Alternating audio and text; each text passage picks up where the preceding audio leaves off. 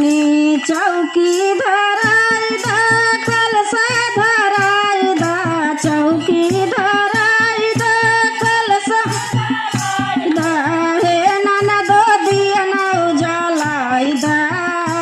आजू आई भवानी हे नाना दो दिया ना उजालाई दा आजू भवानी हे नाना दो जराई बोआई दा